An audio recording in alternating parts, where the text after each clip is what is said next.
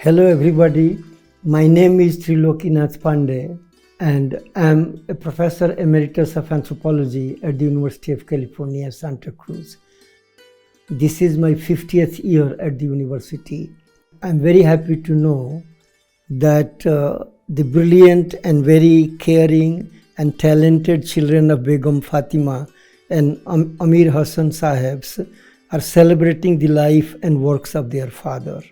He was an eminent civil servant and he spent his entire professional life serving the state of Uttar Pradesh, especially its tribal population.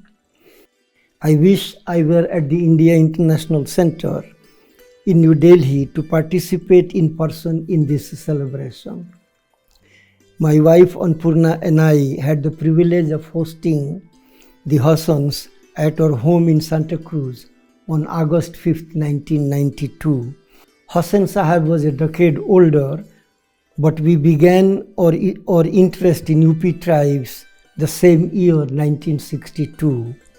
I was a graduate student in anthropology at Lucknow University and had gone to Gonda district in the Tarai region to study the Danguria Tharus. The Tharus now have a population of close to 1 million, but 70% of them live in the Tarai region in Nepal. A British civil officer, William Crook, had mentioned that there were 73 sections or subgroups among the Tharus. There were several studies of the Rana Tharus, but very few of the Danguria Tharus. A Chinese scholar, C.T. Hu, worked there in 1950s and published 2 papers on their socio-cultural life. But there is hardly anything written about them. As a result, very few anthropologists know about them. My Lucknow professor, D.N. Majumdar, had written a general account of the Tharu life in his book, The Fortunes of Primitive Tribes, based on the data he collected during the 1941 census. These were very sketchy accounts of Tharu culture and society until 1993, when Dr. Hasan's book, The Affairs of an Indian Tribe, The Story of My Tharu Relatives, appeared posthumously. This is a longitudinal account of Tharu life he had studied over a decade, focused on a village he called Mary Hamlet, situated in Kheri district, close to Indo-Nepal border.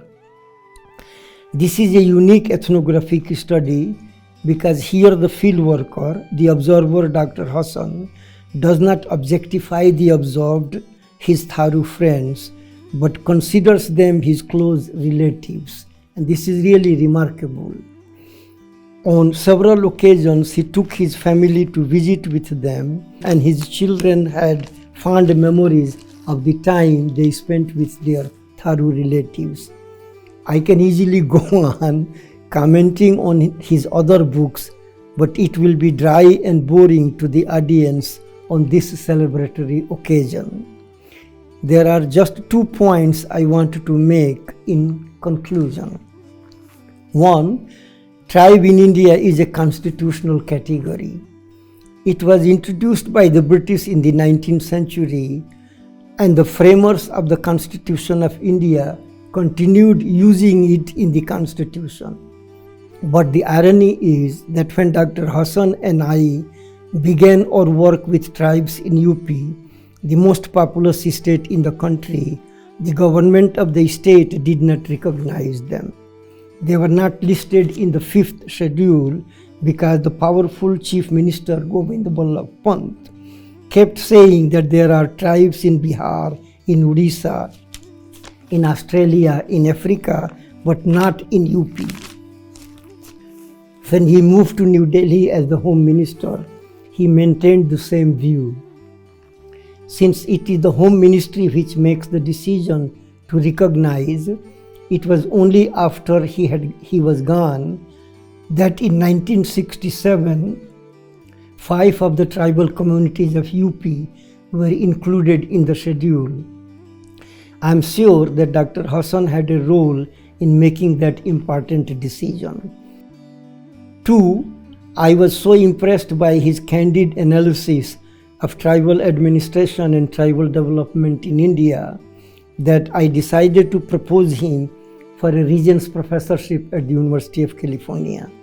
I consulted with my senior colleague, Professor Gerald Berman of UC Berkeley, who had worked with tribals of Tarai in UP and Nepal, as well as two of the leading geographers of the Tarai, Professor Benny Farmer of Cambridge University, my friend, and Professor Paul Coron of the University of Kentucky. Dr. Hasan had visited with Professor Coron in Kentucky, and he was very happy to make his acquaintance. They were glad to support my nomination for the Regents Professorship of Dr. Hasan, the only faculty appointment made by the President of the University.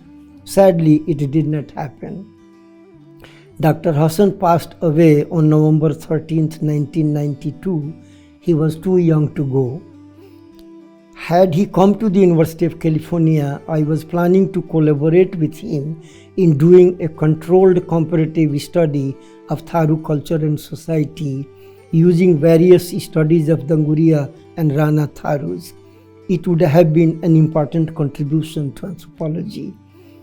I'm happy to say that Dr. Hasan will continue to live in the memories of his family and friends and in the 12 volumes of his works on display in this celebration. Thank you, everybody.